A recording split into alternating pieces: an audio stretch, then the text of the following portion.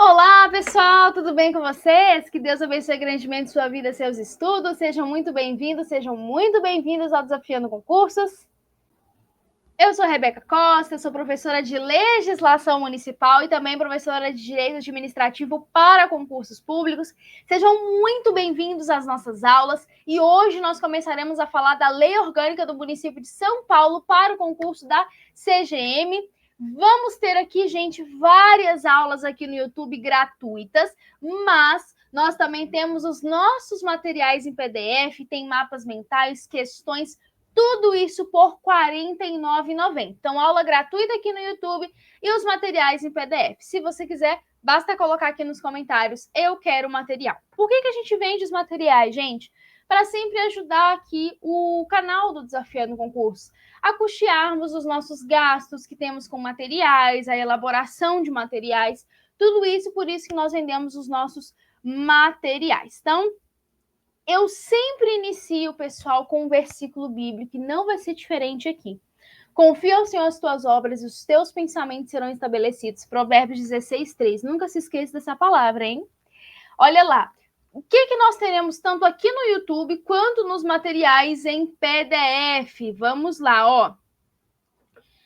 Nós teremos prova objetiva de conhecimentos gerais, então nós vamos ter noções de controle interno e externo, lei orgânica do município.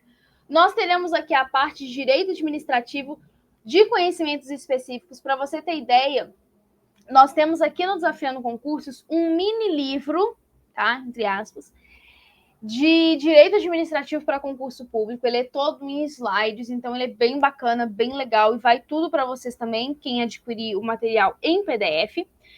Nós teremos aqui também direito constitucional, gestão pública. Nós já temos aqui, gente, várias aulas. Nós já temos aqui, se não me engano, 3 materiais envolvendo gestão pública. Teremos também aqui para o cargo 2, então nós vamos ter direito administrativo sancionador, direito civil, processo civil, penal e processo penal. Maravilha? Vamos respirar agora. Vamos começar então, gente. Lei orgânica do município de São Paulo, olha lá, presta atenção. Lei orgânica. Eu falo que eu amo trabalhar com lei orgânica, eu amo dar aulas de lei orgânica, eu amo falar de lei orgânica. Eu amo falar de município como um todo, né? E por que uma lei orgânica, pessoal, ela é tão importante? Às vezes a gente não dá tanta importância, às vezes a gente dá muita importância só para a Constituição Federal, mas às vezes a gente não dá tanta importância para uma lei orgânica. Olha só o artigo 1º. O município de São Paulo, ele é parte integrante da República Federativa do Brasil e do Estado de São Paulo. Essa pequena frase, ela se resume em um princípio. Princípio de secessão. Ou seja, o município de São Paulo, o município de, um exemplo, de Santos, Guarujá, Bertioga, Osasco, São José dos Campos, enfim, eles não podem sair. Ai, deu na telha ali falar, Plim, vamos sair aqui da República Federativa? Vamos sair do estado de São Paulo? Dá para fazer isso? Não dá. É impossível fazer isso. Por quê? Porque eles são integrantes. Legal. Já houve há um tempo uma discussão se o município seria ou não parte integrante da República Federativa do Brasil. Só que eu vou abrir para vocês aqui o meu quadrinho mágico para vocês. Eu chamo carinhosamente de quadrinho mágico e meu quadro aqui não está aberto. Ah, então eu vou só na fala mesmo. Ai, deixa eu voltar aqui pro meu material. Eu achei que eu tinha aberto o meu... Como fala, gente? Sabe aquele quadro que a gente usa para escrever? Enfim. Então, olha lá. Nós temos, então, município integrando a República Federativa. O que consolidou isso? O artigo 1º da Constituição e o artigo 18 da Constituição. Esses 2 artigos praticamente consolidaram o entendimento de que o município ele é integrante da República Federativa do Brasil. Fechou? Maravilha? Por que o artigo 18? Nós vamos falar muito dele ainda. Porque o artigo 18, ele dá o que a gente chama de autonomia a todos os entes federativos, à União, aos estados, ao Distrito Federal e aos municípios. Então, essa autonomia dada aos municípios consolida o entendimento de que o município é integrante da República Federativa do Brasil. Acabou. E aí continua falando o artigo 1º. Exercendo a competência e a autonomia política, legislativa, administrativa e financeira. Agora eu vou ter que abrir para vocês o meu quadro para poder desenhar algumas coisas. Olha só. Vamos entender o que significam essas autonomias e competências. Então, olha lá, gente, presta atenção. O artigo 18 da nossa Constituição Federal de 88 garante autonomias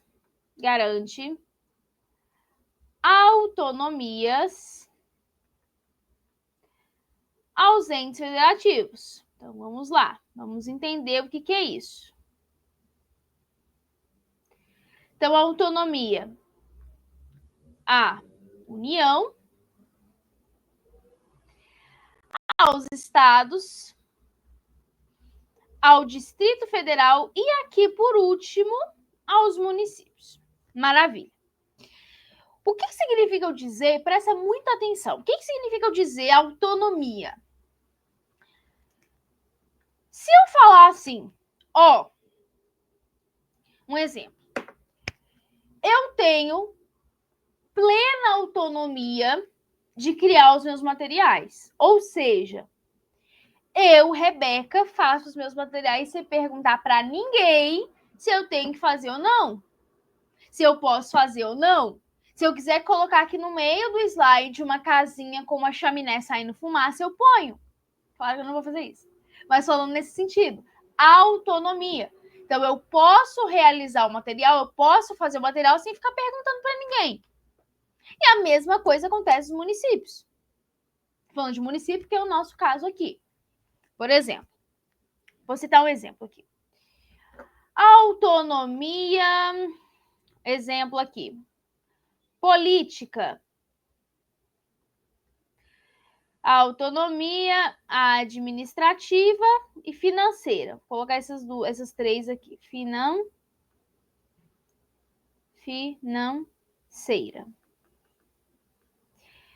Exemplo. Autonomia política. A gente tem também a autonomia legislativa. Autonomia política, por exemplo. Você tem os municípios tendo as suas próprias eleições. O município não precisa ficar perguntando para a União, por exemplo, assim, União, olha, tá chegando a época de eleição, a gente pode fazer? Não, ele pode fazer. E essa questão de autonomia, ela é tão forte porque os municípios têm leis orgânicas. Tá entendendo? Olha que legal isso. Ou seja, exemplo, vou tratar aqui de um exemplo, sei lá, bobo, mas que não é bobo. O município vai construir uma nova, sei lá, pensa alguma coisa aí, gente. Uma praça. Uma praça para as crianças ali brincarem nas férias e ok. Precisa lá os equipamentos, os brinquedos, escorregador, ok. O que vai ser feito para isso? Uma licitação. Legal. O município não precisa perguntar para o Estado. Estado, porque a gente está querendo ali, né, montar uma pracinha legal para as crianças. Só que eu posso fazer isso? Não, ele não precisa perguntar. Ele se autolegisla. O município se legisla. O município ali, ele se administra. Você tem um executivo no município. Tá entendendo que legal essa questão de autonomia? Então, o município, ele pode agir. O município pode fazer. O município pode atuar. Ele tem autonomia para isso. Ele tem poder para isso. Claro que, a partir do momento que uma lei municipal ela é inconstitucional, aí sim ela está infringindo essa autonomia dela. Uma coisa é eu falar que o município tem autonomia, outra coisa é eu falar que o município extrapolou essa autonomia. A autonomia dos municípios, como também dos estados e do DF, ele vai dentro do seu limite. Ó, daqui para cá você não pode passar. Tá entendendo? Vou citar um exemplo. Teve um município, acho que foi do estado de São Paulo mesmo, agora eu não vou lembrar de cabeça qual foi, que tinha instituído o chamado salário, era salário esposa, se não me engano, no âmbito da administração, servidor público. Aí o que o STF entendeu? É inconstitucional. Eu não posso, artigo 7º lá da Constituição, eu não posso ter diferenciação salarial por conta de status civil, eu não posso, então, ó, não pode, não dá. Então, olha lá, uma lei, um município extrapolou a sua autonomia. Não pode. Por quê? Porque feriu a Constituição. Aí são outros 500. Outro exemplo, autonomia financeira. Quando você abre o artigo 30 da Constituição Federal, lá você tem um rol de competências municipais. Depois eu vou explicar mais à frente quem são elas. E uma delas é o seguinte: o município, tá? Ele pode instituir e arrecadar os seus tributos. Autonomia financeira. Só que essa autonomia financeira, ela tem o quê? Ela tem limite. O município não pode bater na sua casa na segunda falando que na terça foi instituído um novo tributo. Você tem o quê? Você tem princípios. Você tem um Código Tributário Nacional a ser seguido. Você é uma Constituição. Você tem princípios. Então, quando a gente fala de autonomia municipal, não significa dizer que vou extrapolar os meus limites. Não é isso. Beleza? Maravilha. Então, aqui, essa autonomia política, administrativa, financeira, legislativa, que o município ele pode se legislar sobre assuntos de interesse local, é uma das competências do município. Nós chamamos todo esse sistema aqui de descentralização política. Como assim, Rebeca? Presta atenção. Você já deve ter ouvido falar de descentralização administrativa. Nós temos dois tipos de descentralização: administrativa e política. A descentralização administrativa nós vamos ver lá nas aulas de direito administrativo, que é muito importante nós sabermos disso, que nós temos dois sistemas: descentralização e desconcentração. São dois sistemas muito importantes. Mas a descentralização política é esse sistema de eu sou um município e tá aqui a União. Eu não preciso ficar perguntando para a União ou perguntando para o Estado. O poder do município, a autonomia do município, ela não, no sentido de, ela não vem da União. O município não está ali, digamos assim, eu só posso fazer se a União, se o Estado... Não. O município, ele vai agir. O município tem essa descentralização. Tá entendendo? O município é uma pessoa jurídica. O município, ele tem autonomia, ele tem competência. O município responde pelos seus atos. Então, esse sistema de descentralização política está dentro desse conceito. O município vai agir. O município não precisa ficar esperando por terceiros. Ele vai agir dentro da sua competência, dentro daquilo que ele pode fazer. Extrapolou? Aí já não dá. Mas dentro daquilo que ele pode, ele vai agir. Só tomar uma água, gente. Essa garrafinha tá fazendo barulho. Então, olha lá. Beleza. Aí você vai me falar assim: Rebeca, eu ouvi muito você falando sobre competência. Qual a diferença de autonomia para competência? Presta atenção. Quando eu falo de autonomia, eu falo que o município pode fazer coisas, ele pode agir de várias maneiras. Mas agora eu tenho que limitar, eu tenho que delimitar o que o município vai fazer. Porque lembra que eu falei para vocês que ele vai agir, ele é autônomo, mas a sua autonomia tem um limite? Tem coisas que ele não vai fazer. O município não pode, por exemplo, ir lá e... Quer ver? Ó, deixa eu abrir aqui. Vamos abrir a Constituição? Olha só. Vamos lá para as competências, por exemplo, da União. Só para a gente poder aqui, ó. Da União, ó, olha lá, artigo, artigo 22. Compete privativamente à União legislar aqui, por exemplo, sobre trânsito e transporte. Trânsito e transporte. Compete privativamente à União fazer. O Estado, o município não pode vir aqui e legislar sobre trânsito.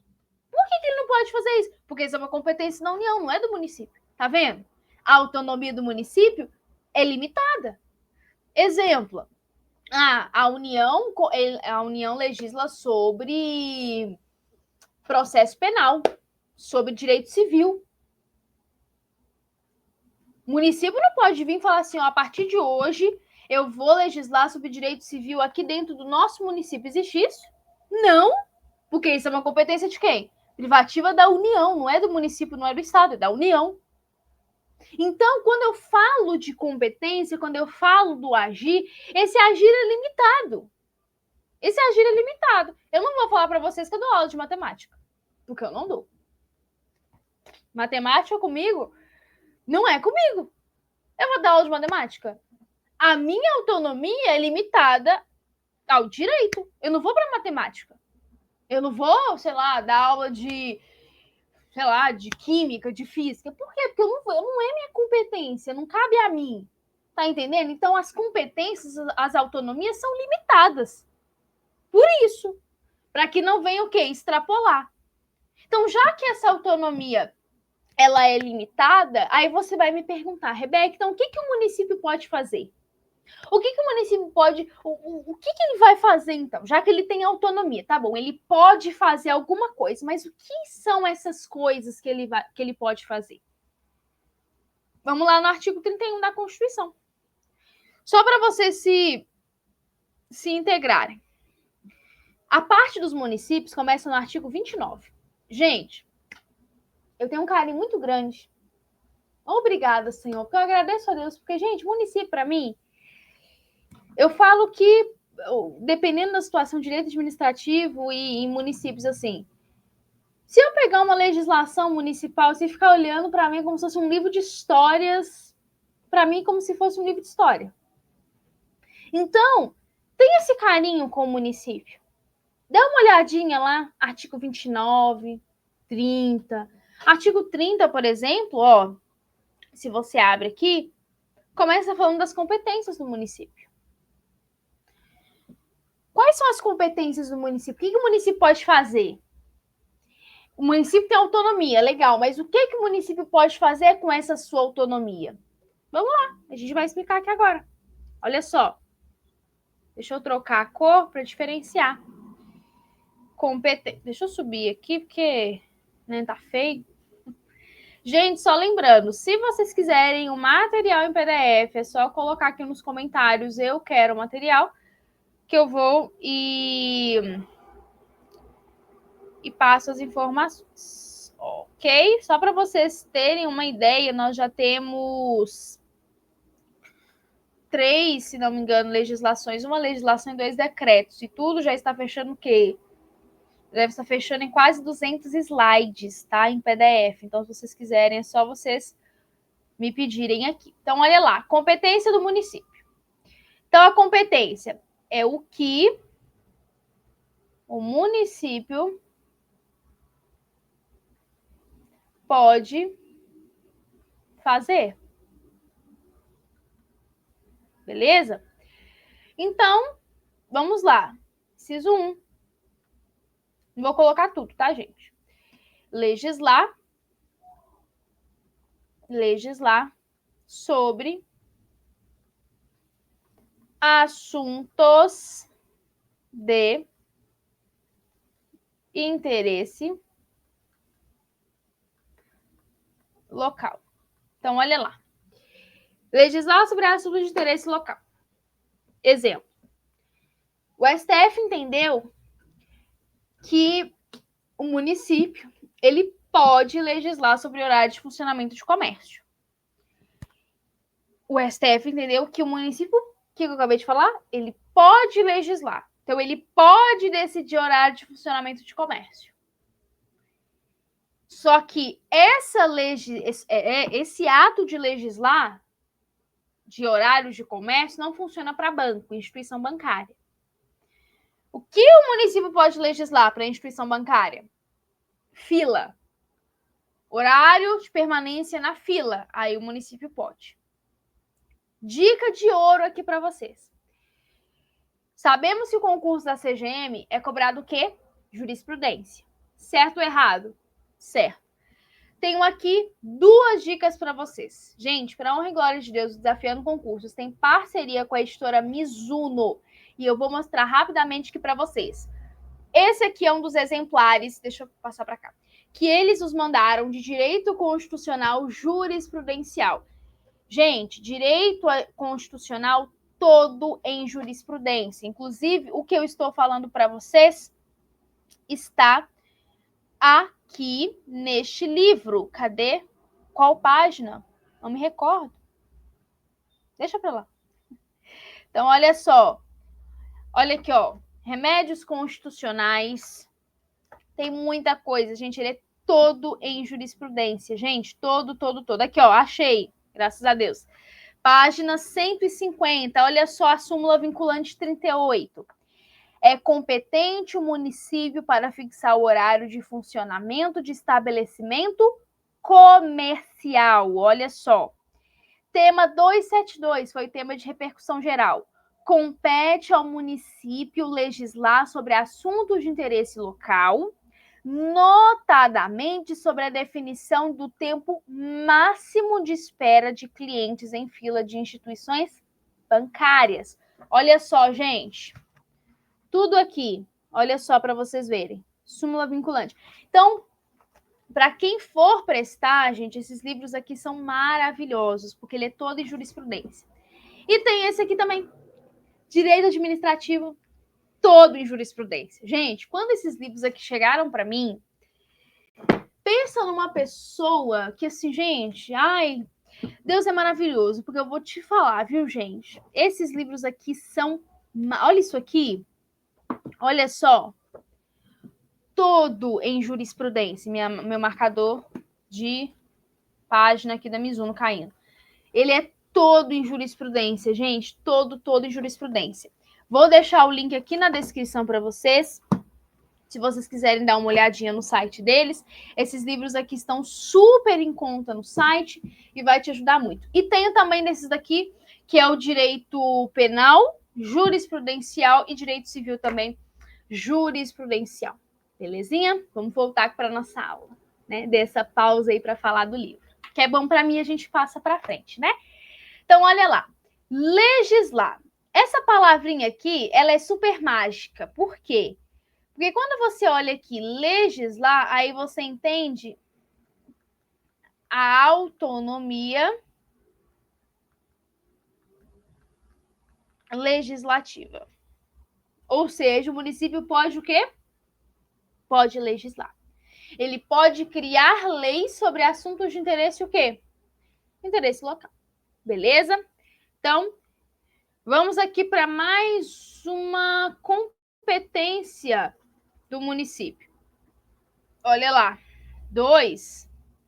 Suplementar legislação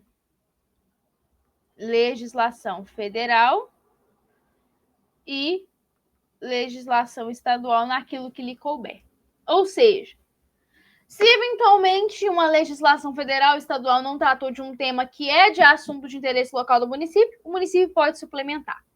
Olha lá, inciso 3, instituir e arrecadar os tributos. Bacana, né? Aplicar renda. Criar, organizar e suprimir distrito. Legal isso aqui, nós vamos falar mais à frente sobre distrito. Isso é muito importante, porque distrito é diferente de município. Distrito é só para uma organização administrativa. Distrito não tem autonomia. Legal, gente. Vai falar muita coisa nessa aula. Muita coisa. Vamos voltar para o nosso material? Deixa eu voltar lá para vocês. Olha só, voltamos aqui. Então, maravilha. Falamos muita coisa. Gente, quase meia hora só falando desse artigo 1º. Olha para... Gente, quando você começa a ver lei orgânica, você não para. Você não para. Então, olha lá. Bacana. Então, olha que legal o final do artigo 1º. asseguradas pela Constituição da República, organiza-se nos termos dessa lei. Ou seja, essa autonomia do município foi dada, foi assegurada pela Constituição. De forma mais específica, pelo artigo 18 da Constituição, tá? Parágrafo único. São símbolos do município: bandeira, brasão e hino. Rebeca, aonde está isso constitucionalmente falando? Parágrafo 2º do artigo 13. Olha lá. Cadê o artigo 13? Artigo 13. Ó. Os estados, o Distrito Federal e os municípios poderão ter símbolos próprios. Maravilha? Maravilha. Gente, eu fiz esse mapinha mental aqui com muito carinho para vocês, gente. Eu amo esse mapa mental aqui, porque eu faço um resumo disso tudo que nós falamos. Então, olha lá. Município. Primeiramente, ele se rege por meio de uma lei orgânica. Então, a lei orgânica é que rege o município. Rebeca, posso chamar de Constituição Municipal? Não sei. Essa é a realidade. Já vi doutrinadores falando que não é o adequado, porque eu não... No sentido de eu não vou... Como é que eu posso dizer? Não é que eu não vou rebaixar, mas que não é apropriado usar. Eu não uso, eu sempre falo lei orgânica. Já vi pessoas falando Constituição Municipal, então, enfim, cada um com a sua opinião, né? Olha lá. Quais são as características do município de São Paulo? Unidade do território do estado, como eu falei para vocês anteriormente, o município de São Paulo ele é um pedacinho do estado de São Paulo. É uma pessoa jurídica de direito público interno e tem a sua autonomia político, administrativa, financeira e legislativa. Beleza? Olha lá. Outro ponto importante. Poderes do município. Dentro de um município, você não tem judiciário, você tem o executivo, você tem o legislativo. E isso é importante para quando nós formos ver sobre... Ai, fugiu a palavra aqui. Graças a Deus lembrei. Sobre a fiscalização orçamentária. Então, ali a gente vai ver controle externo, controle interno, quem faz. Aí você vai ter a figura da Câmara, a figura do Executivo, a figura do Legislativo. Então, dentro do município, você não tem judiciário, beleza? Tem os bens municipais também, mas isso nós vamos ver em outro momento. Então, olha lá. Artigo 2º. O município, ele vai se organizar. O município, ele vai seguir princípios e diretrizes, então, obviamente. Primeiro ponto. Prática democrática, democracia. 2, soberania e participação popular. Eu até trouxe aqui para vocês. Eu não trouxe aqui, já ia falar, oxe, eu não trouxe. Deixa para lá. Olha só, quando a gente fala de soberania, nós estamos nos referindo a uma autoridade maior, né? Que o Estado brasileiro tem ali sobre o seu território sem uma interferência externa. Então, é como se ele fosse soberano dentro do seu território. Cidadania. Esses são 3 termos, na verdade, soberania, cidadania e pluralismo político, são 3 termos que a gente vê muito dentro de uma lei orgânica, tá? Cidadania. O que é uma cidadania? Os direitos e deveres dos cidadãos brasileiros. Exemplo, direito ao voto. Pluralismo político. A coexistência de várias ideologias e partidos, garantindo ali sempre um ambiente democrático. Aí que você vê aqui, né? Ó, a prática democrática. Tá? Deixa eu ver aqui esse mapinha mental. Eu vou pelo mapinha mental aqui, gente. Ó, deixa eu ver. Isso mesmo. Vamos ver pelo mapa mental aqui. Oxi, eu tô aqui com vocês na lei, não tem um mapa mental tão bonitinho.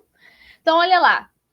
Soberania e participação popular, transparência e o controle popular na ação do governo, respeito à autonomia e independência de atuação, associações e movimentos sociais, programação e planejamento sistemático, exercício pleno da autonomia municipal, foi o que eu acabei de falar para vocês, sem essa interferência, articulação e cooperação com os demais entes federados. Rebeca, pode isso? Pode.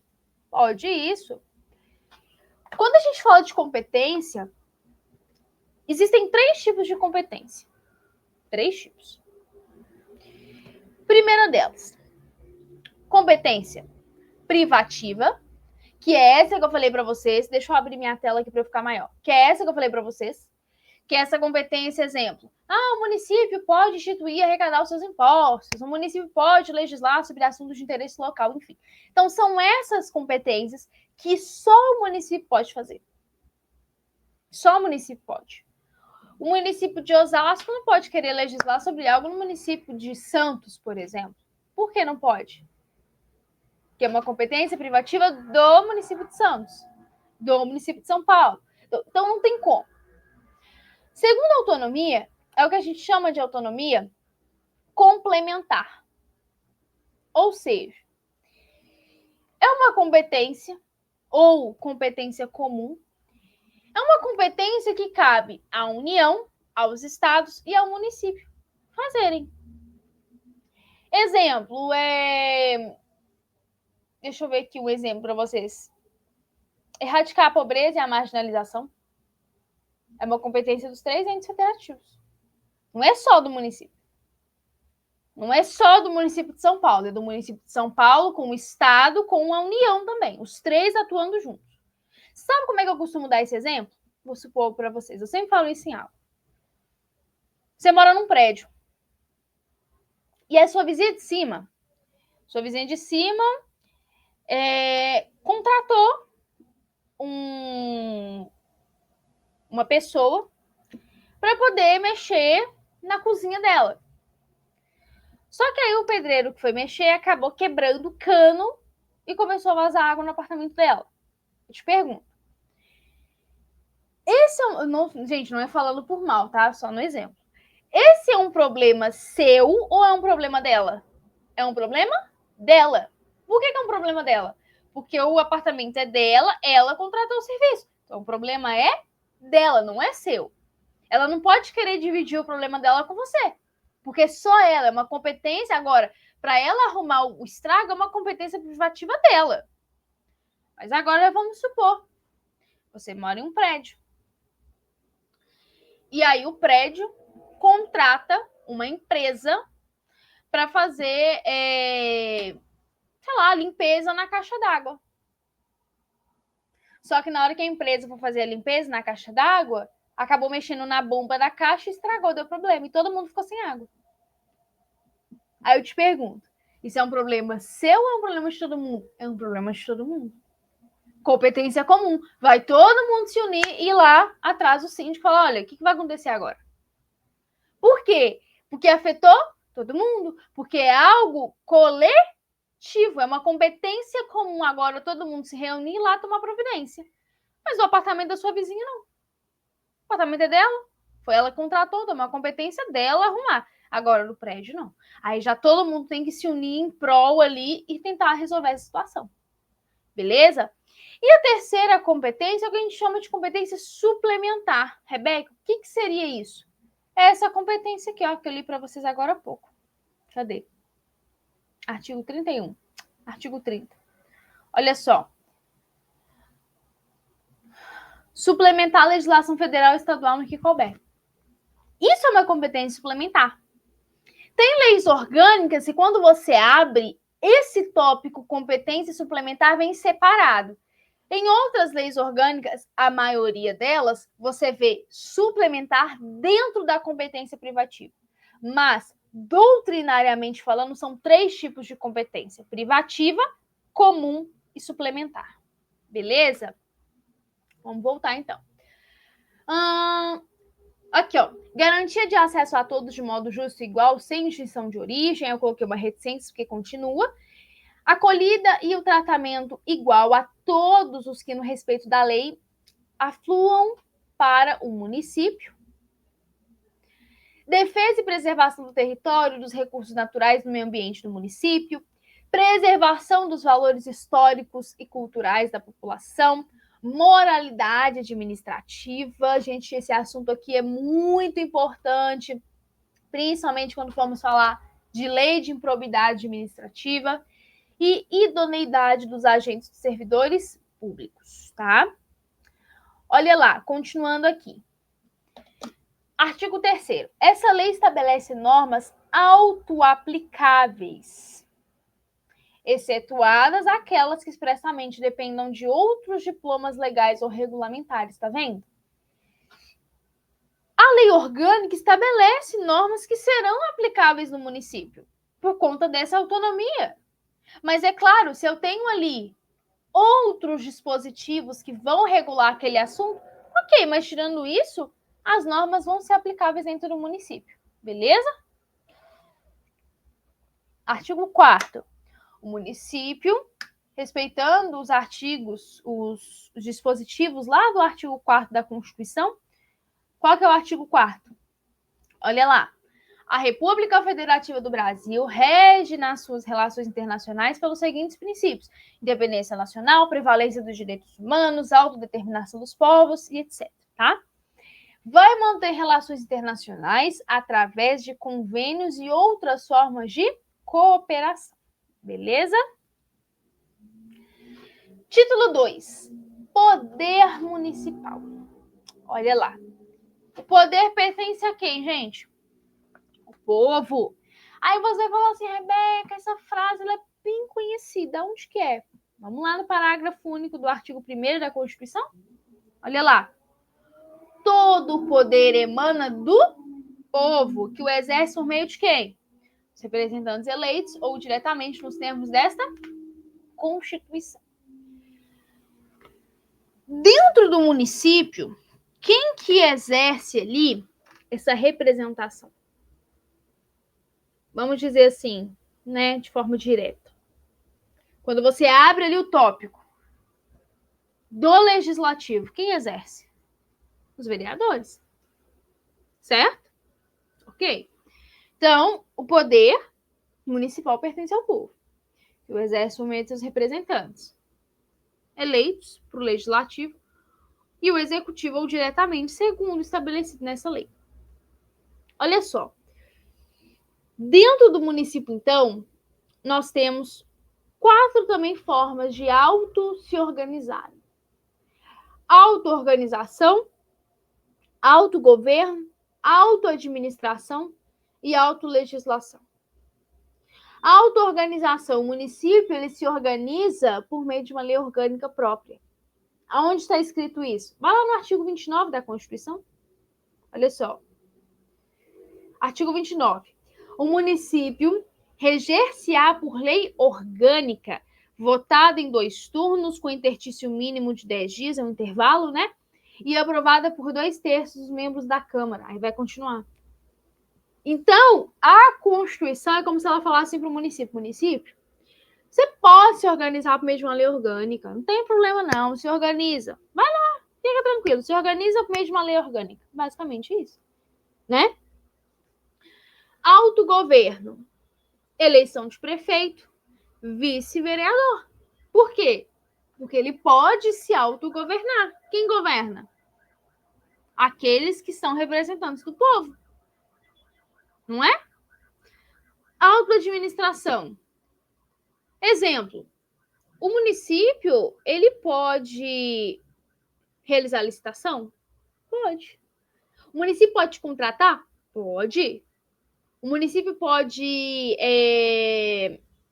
criar algo dentro da sua competência? Pode. O município pode legislar sobre tributo e suas rendas? Pode. Então, essa auto-administração, ele vai se auto-organizar. Auto-administrar, melhor dizendo. E a autolegislação? A elaboração das leis municipais. Ele vai se auto-legislar, beleza? Aqui nós já falamos.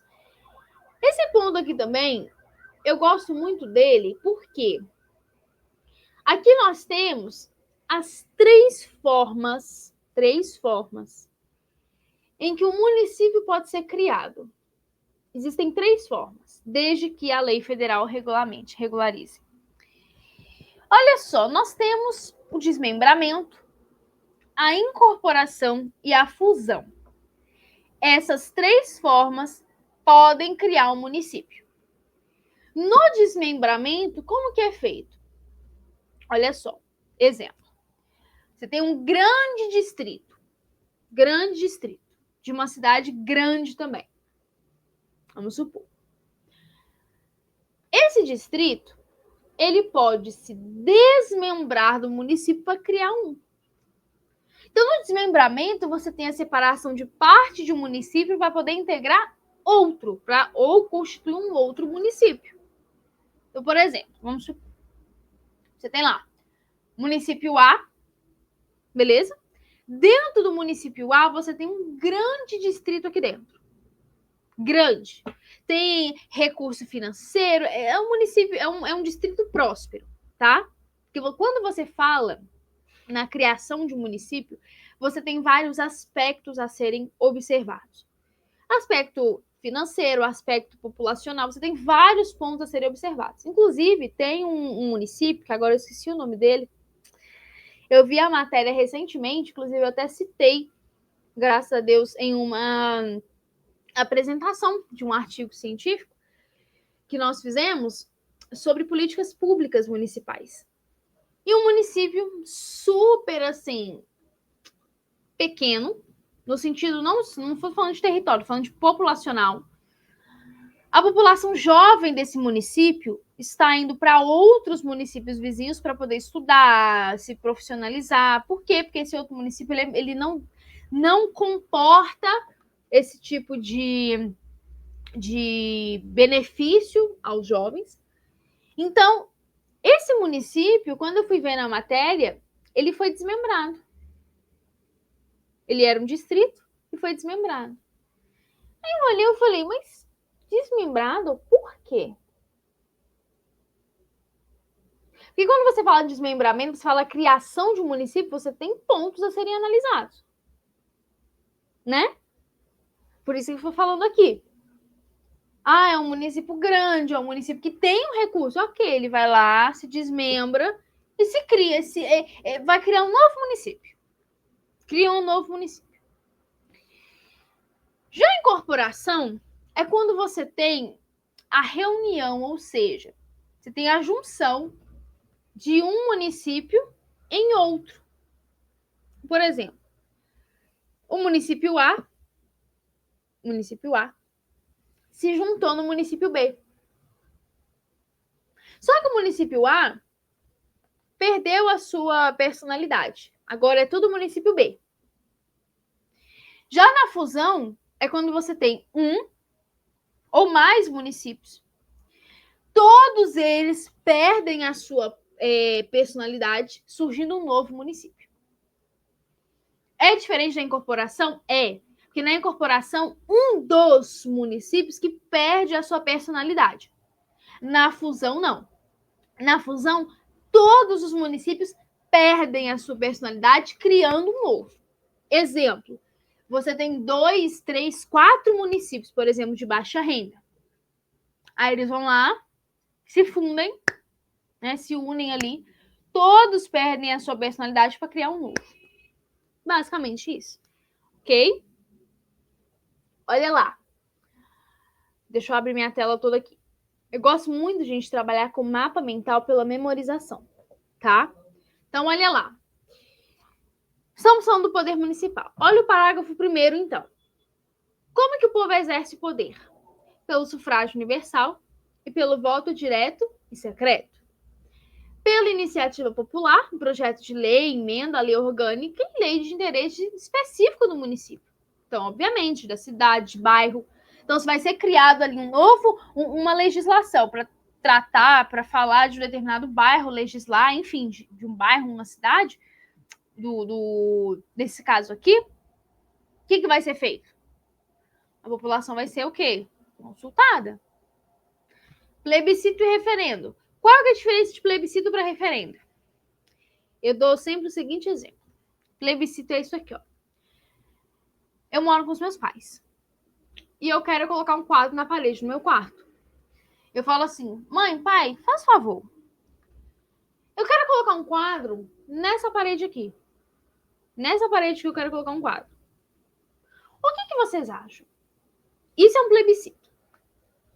Plebiscito e referendo significa consulta à população, ok. Mas o plebiscito, eu consulto, olha só, eu consultei os meus pais antes de colocar um quadro na parede. Eu pedi a opinião deles antes de fazer o ato, antes de colocar o quadro na parede. E o referendo? Referendo é o contrário. No referendo, eu ponho o quadro na parede, chamo meu pai e minha mãe e pergunto o que eles acharam. Mãe, pai, eu coloquei esse quadro na parede, o que vocês acham? Isso é referendo. É uma consulta posterior ao ato. No plebiscito, não. É uma consulta anterior ao ato. No referendo, é uma consulta posterior ao ato. Simples assim, tá? Olha lá. Parágrafo 2º. Os representantes do povo, eles são eleitos pelo quê? Através dos partidos políticos, na forma lá do inciso 1 do parágrafo anterior. Aqui, ó. Pelo sufrágio universal e pelo voto direto e secreto. O artigo 6º, ele vai falar dos poderes. Foi algo que eu falei para vocês há um tempo atrás. Quais são os poderes do município? Executivo e legislativo. Rebeca, não tem judiciário, né? Não, não tem judiciário. É diferente do artigo 2º da Constituição, cuidado. Ou seja, eles são independentes e harmônicos. E eu não posso ter delegação de poderes entre si, porque eles são independentes e harmônicos. Parágrafo único. O cidadão investido na função de um dos poderes, ele não pode exercer a de outro, salvo se eu tiver uma exceção prevista na lei, tá? Maravilha. Artigo 7º. É dever do poder municipal em cooperação com a União, foi o que eu falei para vocês. Então, é uma cooperação com a União, estados e com outros municípios. Assegurar a todos o exercício dos direitos individuais, coletivos, difusos e sociais. Rebeca, por que não é um dever só do município? E aí? Eu estou falando de direito individual, coletivo. Olha o artigo 5º da Constituição. Cadê? Vamos lá. Ó, olha só. Dos direitos e garantias fundamentais. Capítulo 1 dos direitos e deveres individuais e coletivos. Então, não é esse um exemplo. O asseguramento desses direitos aqui não é só o município que vai fazer. É o município, a União, o Estado. Todos eles vão fazer. Todos eles vão assegurar o exercício desses direitos. O cumprimento desses direitos. Não é só o município. Olha lá. Estabelecido na onde? Acabei de falar. Na Constituição da República, na Constituição do Estado, Constituição do Estado de São Paulo. Tá vendo? É algo que foi estabelecido para todo mundo, não é só para o município. Não é só o município que vai, por exemplo, assegurar a livre manifestação do pensamento sendo vedado o anonimato. Não. É a União, o Estado, DF e município. Ok? E daqueles inerentes às condições de vida na cidade, que são inseridos nas competências municipais específicas. Tá vendo? Que eu falei para vocês antes? Olha só. A condição da vida na cidade. Na cidade. Então, aí você já olha, tá, então, uma vida digna ali na cidade, ok. Então, quem que vai legislar sobre isso? O município, porque é uma competência municipal. Então, essa competência municipal, ela tem que obedecer os direitos individuais, coletivos, difusos e sociais. Beleza? Olha lá. Aí vem falando aqui, ó. Em especial no que respeita a. Então, vamos lá, que eu fiz um mapinha mental para você. Deixa eu abrir tudo aqui para ficar melhor. Eu não vou ficar aqui do lado, qualquer coisa vocês abrem a tela, né? Que eu acho que ficou um pouco pequeno. Inciso 1. Meio ambiente humanizado, sadio e ecologicamente equilibrado. Bem de uso comum do povo para as presentes e futuras gerações. Isso é bem legal também, bem de uso comum do povo, quando nós vamos falar de bens municipais. Né? Por que bem de uso comum do povo? Porque é algo que é uma coisa que toda a população vai utilizar. Nós temos vários tipos de bens. Nós temos bens especiais. Então, vamos supor, se eu falar assim, uma escola. Ok, ali é um bem, só que tem uma destinação. Tem uma destinação certa. É muito legal também essa questão de bens do município, enfim, bens públicos. Então, o meio ambiente, ele é considerado um bem de uso comum do povo todo. Você não tem uma plaquinha lá restringindo, não existe isso. Mas agora, se você entrar numa prefeitura, pode ter uma sala lá que vai ter uma placa, acesso restrito a funcionários. Tá percebendo a diferença? 2, dignas condições de moradia, tá vendo? Condição digna de moradia é uma competência do município, é o município que vai ali estipular, como é que eu posso dizer, mecanismos, políticas públicas, mecanismos sociais para poder garantir essas condições de moradia. 3, locomoção através de transporte coletivo, adequado mediante o quê? Tarifa, que seria, aí já entra mais um assunto lá, direito administrativo, mas enfim. Então, já entra essa questão também de transporte coletivo. Nós vamos ver um pouco mais a fundo sobre esse assunto quando formos falar de direito administrativo. Porque aí nós vamos falar um pouquinho de concessão, permissão, beleza? Nós vamos falar de, creio que tem aqui no edital, sobre as PPPs, são as parcerias públicas-privadas, né? Então, nós vamos falar da questão, agora fugiu na minha mente, aqui agora, gente, é tanto conceito, mas nós vamos falar um pouquinho também de patrocínio, ok? Então, vários assuntos aqui. 4, proteção e acesso ao patrimônio histórico, cultural, turístico, artístico, arquitetônico e paisagístico. 5, abastecimento de gêneros de primeira necessidade. 6, ensino fundamental e educação infantil. 7, acesso universal igual à saúde. E 8, inciso 8, acesso a equipamentos culturais e recreação e lazer. Beleza? Parágrafo único, olha que legal. A criança e o adolescente são considerados o quê? Prioridade absoluta. Essa palavrinha prioridade absoluta, ela é bem legal, porque se você pega toda a história da infância, adolescência, é uma trajetória. Sei lá, a fase da mera imputação criminal, são várias fases, se não me engano, com a nossa agora, acho que são 4 fases. A última fase é a fase da prioridade absoluta, que está na Constituição e está no ECA. Então, a criança, ela tem essa absoluta prioridade. Por quê? Porque você tem a questão do desenvolvimento da criança, né? Tá ali criando, tá formando a sua personalidade, enfim. Então, você tem ali uma absoluta prioridade por parte do município. Olha lá o artigo 8º.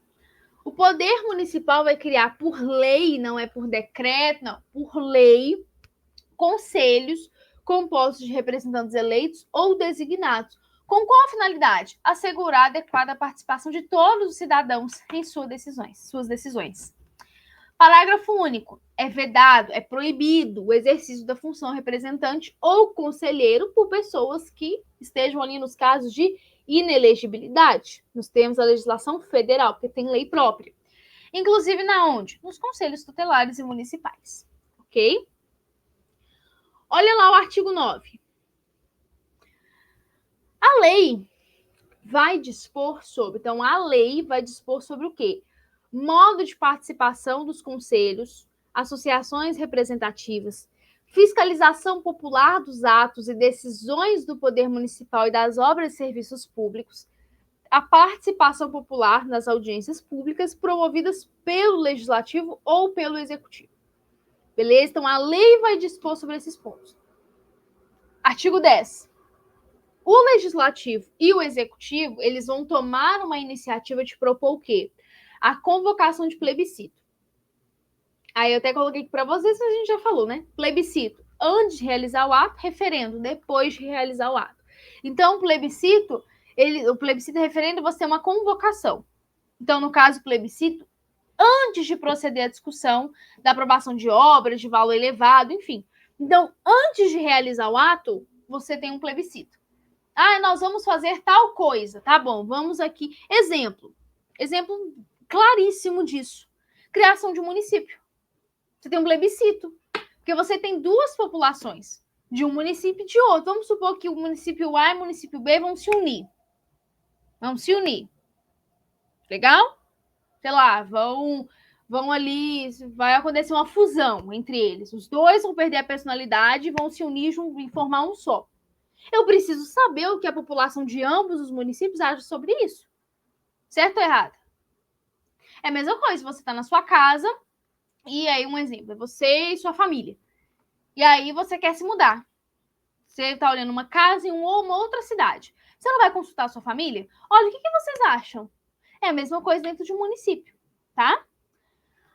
Artigo 11. Qualquer munícipe, qualquer partido político e associação ou entidade é parte legítima para denunciar irregularidades à Câmara Municipal ou ao Tribunal de Contas, bem também como aos órgãos do Poder Executivo. Beleza? Vamos continuar aqui. A aula ia terminar ali, mas não vai terminar ali, vai continuar. Bom, seção 7. Aqui eu já começo a falar um pouquinho da fiscalização contábil, financeira e orçamentária. Então, deixa eu só tomar uma água, eu vou rodar a vinheta de novo, para a gente poder tomar uma água aqui, tá bom? Só um minutinho.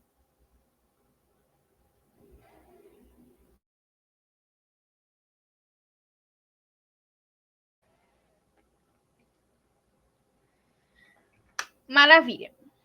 A segunda parte da aula, então, está começando em 56 minutos. Essa parte que ela vai ser bem mais rápida, que nós vamos continuar falando desse assunto no nosso próximo aulão da lei orgânica, tá? E aí, o nosso próximo aulão aqui, deixa eu só abrir aqui para confirmar. O nosso próximo... Deixa eu ver aqui. O nosso próximo aulão... Deixa eu ver aqui. O nosso próximo aulão provavelmente vai ser da Lei 16.974, que fala da organização da administração pública direta, tá? Provavelmente essa vai ser a nossa segunda aula. E a terceira aula provavelmente vai ser o decreto 58093, que fala da administração indireta, tá? Então já deixo anotado aí. Próximo aulão provavelmente vai ser a 16.974 e a terceira provavelmente vai ser a 58093. Beleza? Maravilha. Vamos lá então, ó. Artigo 47. Gente, nós falamos muito aqui até então de tudo do município, né? De competência, o que pode, o que não pode, o que é, o que não é, o que deveria ser, enfim. Então, dentro de tudo isso, nós temos uma pessoa jurídica, que é o município. O município tem patrimônio, o município tem orçamento, o município tem as suas despesas a serem custeadas, certo? Por isso que existe o que a gente chama de uma fiscalização contábil, financeira, orçamentária, operacional e patrimonial do município, das entidades da administração pública direta e indireta. Vou abrir minha tela toda aqui, porque esse assunto nós vamos entrar quando nós vamos falar do decreto 58093, que fala da administração pública indireta. Quem é a administração pública direta e quem é a administração pública indireta? A administração pública direta: União, Estados, Distrito Federal, municípios. Exemplo, dentro do município, quem é a administração pública direta também? As secretarias. Secretaria de Saúde, de Educação, secretaria ali que trata de esporte, de turismo. São as secretarias, é o que a gente chama de uma desconcentração. Nós vamos falar muito sobre isso nas duas legislações que eu mencionei para vocês. Por isso eu quero que elas sejam seguidas uma da outra, porque aí vai encaixar o assunto, tá? Legal. E a administração pública indireta? Autarquia, fundação pública, sociedade, economia mista, empresa pública. Rebeca, eu quero entender mais esse assunto. Nas próximas duas aulas. Provavelmente essa vai sair sábado, dia 14, provavelmente a outra sai na segunda e terça. Vou tentar coincidir esses 2 dias, tá? Para que a gente venha, então, consolidar esses 2 assuntos, porque tudo se encaixa. tudo, quando você olha esse edital, um assunto vai encaixando no outro. Então, principalmente quando você olha esse edital, você vê uma parte muito ampla de direito administrativo e direito administrativo sancionador. Outro ponto também que a gente vai falar muito nas nossas aulas. Tá? Vai ter lei de responsabilidade fiscal, tem também estatuto de servidor, tem sobre o PAD, tem sobre um processo administrativo nos municípios, aí entra processo administrativo disciplinar, tem muita coisa, gente, muita coisa mesmo, tá? Maravilha. Lembrando que o que eu falei para vocês está lá no início da aula que nós vamos passar. Lembrando que, de forma que eu vou até abrir aqui para vocês, ó. Tô com o edital próximo, já vai voltar, tá? Tô com o edital próximo de mim.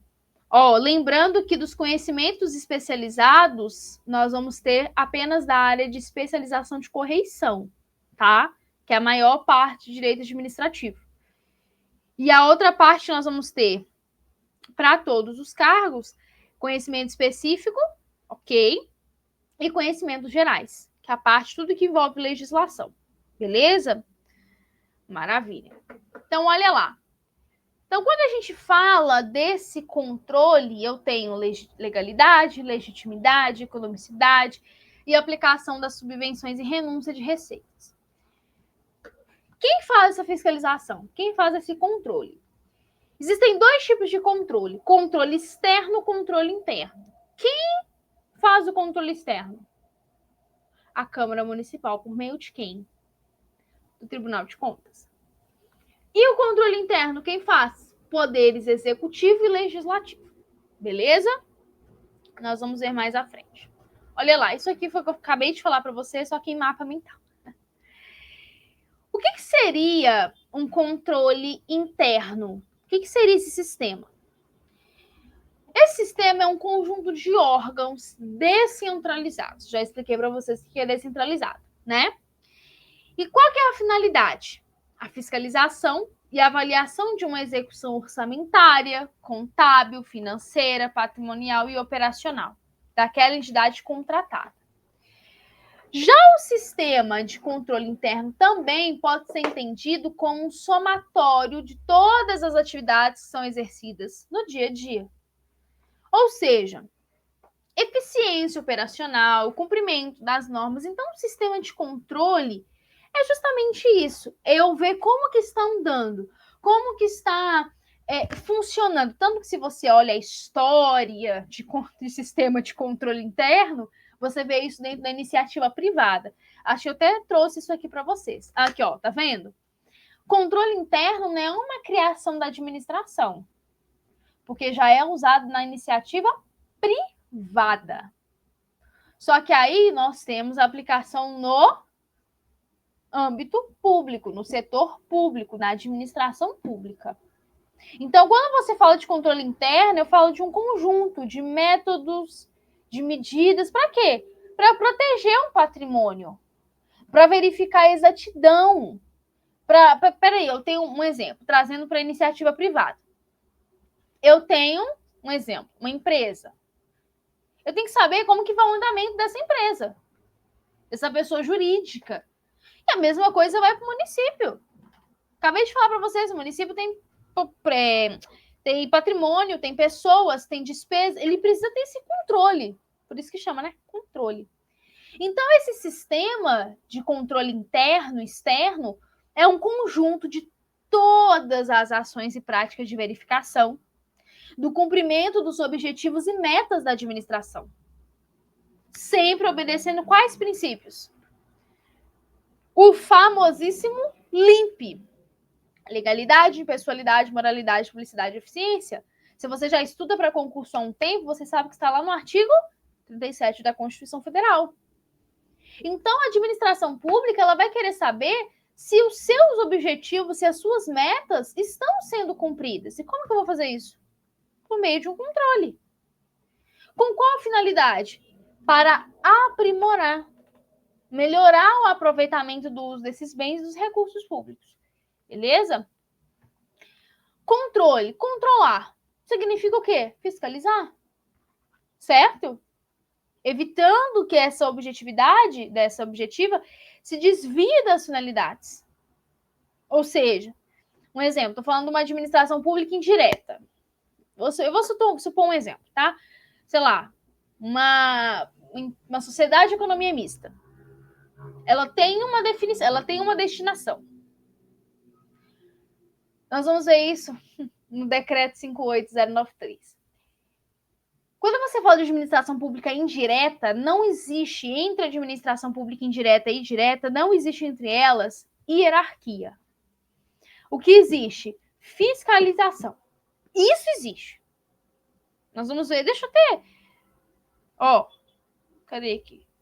Isso nós vamos ver nessa aula que eu vou fazer para vocês. Cadê? 58093. Nós vamos ver muito isso. Cadê? Acho que agora eu não vou encontrar aqui porque ela não é grande, mas também não é pequena. Ela não é grandona, mas também não é pequena. Então, olha lá. Você tem, então, uma fiscalização. Você tem esse controle fiscalizatório. Você não tem hierarquia, mas você tem uma fiscalização. Então, eu preciso saber se a sociedade de economia mista, se o objetivo para qual ela foi criada, porque a autarquia você tem a criação por lei. Sociedade de economia mista, empresa pública e fundação, você tem a autorização de criação por lei. É diferente. A autarquia, a lei cria. Sociedade de economia mista, empresa pública e fundação, a legislação autoriza a criação. Então, se a legislação autorizou a criação para essa sociedade de economia mista, com esses objetivos para isso aqui, eu tenho que saber se os objetivos para a qual ela foi criada está sendo realizado ou não. Eu preciso saber o que está acontecendo, né? Agora, por que eu uso a palavra interno? Porque nada mais seria do que a administração pública controlar, esse controle ser exercido por servidores da própria entidade auditada. Então, um exemplo. Um exemplo. Na sociedade de economia mista. Então, os próprios servidores dela auditarem, controle interno. Ou seja, conforme norma, regulamento e procedimento por ela própria determinada, em consonância, claro, com a Constituição e as leis que regem o setor público.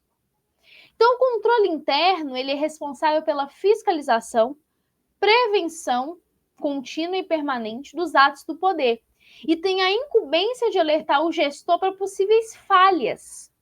Por isso que, olha, quando você fala de fiscalização, vai em várias áreas. Orçamento, patrimonial, contábil, financeira, operacional.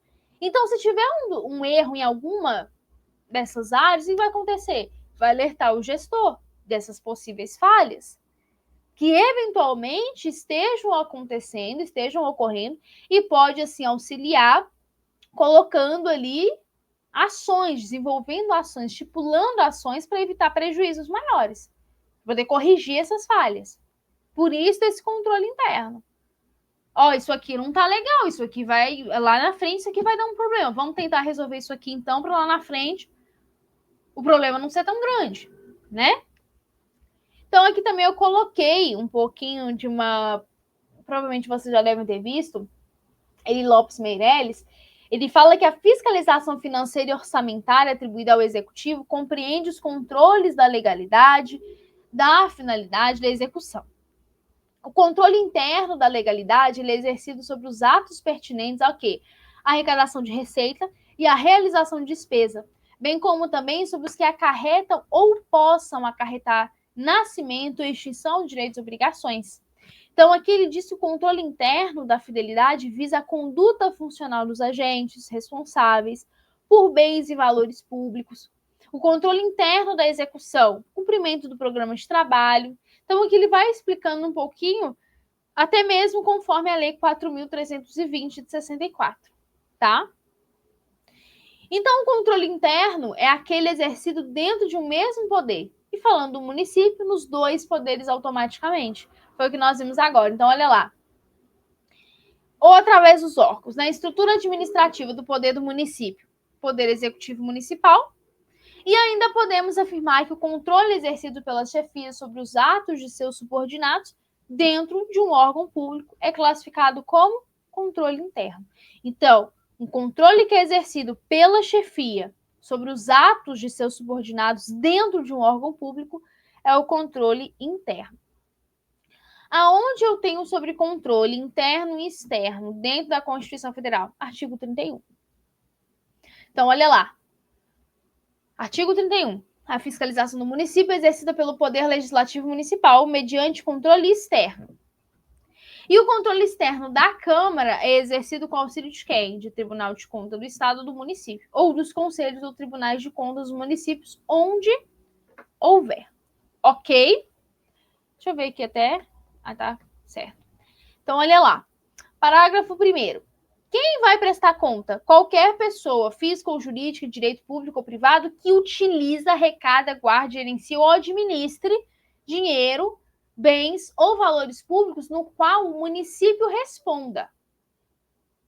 Tá? Porque está usando do município.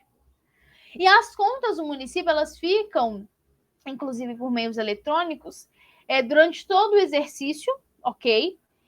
Disponíveis para quê, gente? E aí? Nós temos um princípio muito legal na administração, o princípio da publicidade. Então, aqui você tem uma apreciação pelos cidadãos. Para quê? Para poder questionar, para poder ver, analisar, né? Em respeito a esse princípio. Então, o artigo 48, que é o que nós vamos parar para a próxima aula, ele vai falar que o controle externo a cargo da Câmara é exercido com auxílio de quem? Tribunal de Contas do Município, TCM aqui de São Paulo, tá? Próxima aula, então, nós vamos ter a continuação da nossa lei orgânica do município. Espero que vocês tenham gostado dessa aula, mais de 1 hora, mas foi feito com muito carinho, com muita dedicação para vocês, tá bom, pessoal? Que Deus abençoe grandemente, já deu tudo certo. Um grande abraço, até mais. Tchau, tchau.